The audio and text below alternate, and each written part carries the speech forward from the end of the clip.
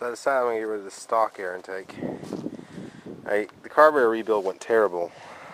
Basically why was a lot of the jets were stripped out, and yeah.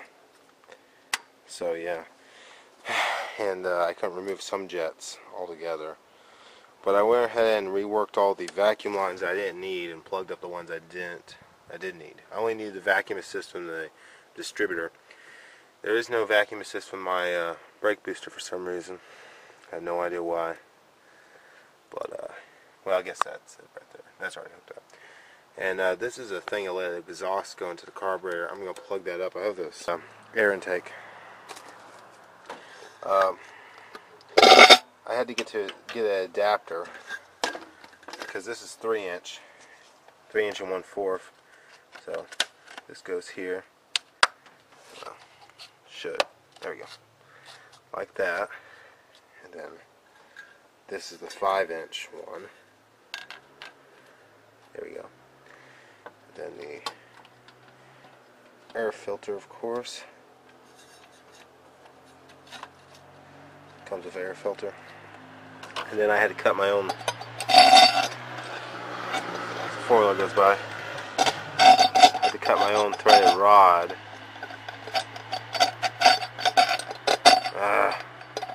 This video is going to be how to replace your spark plug wires and spark plugs. As I was playing around with my engine, I saw a spark plug wiggle, so I tightened this one up, and it was loose, and it was coming loose. And then this one, I decided I'd pull off a couple of spark plug wires and check and make sure they're tightened down. And when I did, the insides of the spark plug wire, where is that spark plug wire? Here it is, came out. So I need to replace the wire. And as you see, it's a short one. So what you're going to do here is I'm going to go ahead and take this one off from the distributor. Now it's off. You can see it. And now the new ones I bought, which are here, we'll just match up the size and find the exact size. But first I'm going to replace the spark plug. Just hand turn it from here.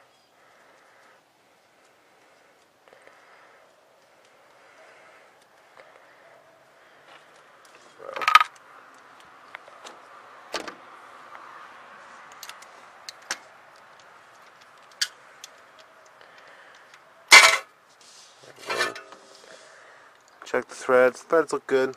Note the washer. Your new spark plugs will have a washer. The spark plug's pretty old, but note the washer. Your new spark plugs will have a washer. And actually, this one was missing a little bolt cover from the end. That's how you can tell it's a bad spark plug. You can see compared to the new one, it's clean, of course, because it's never been in an engine. This is this one, which is dirty. Now you can actually, if you didn't want to spend money replacing spark plugs, and the spark plug still had a good gap, that one still has a pretty good gap, you could soak these in like a paint thinner or acetone, clean them up, put them back in, and they should work fine. It still works fine. It's just, it's older, and if I'm going to replace the spark plug wires, I might as well replace the spark plugs. So you want to start by hand threading it in there carefully. You want to inspect the port, make sure it's not double gasketed, which it's not. So just put it in there, and they're at an angle in this engine. Just hand turn it a couple times. Well, I'll try to put this on there, socket. You don't want to cross thread it, but this one feels awfully funny. I don't know what's wrong with this. I'm going to do this one carefully. I'll put the camera down and do this one.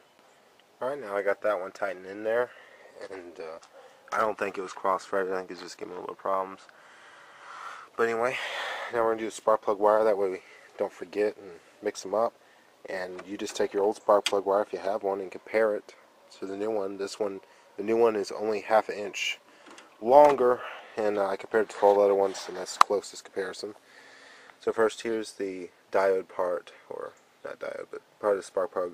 It's not actually a wire, it's a spark plug line. It goes to right here on the distributor. So guide that little plug in there, push it right back down. Make sure it's good and in there. You don't want it too much. Take your spark plug wire, see that little metal thing? That's what's going to go on top of your spark plug. There we go. It's on there.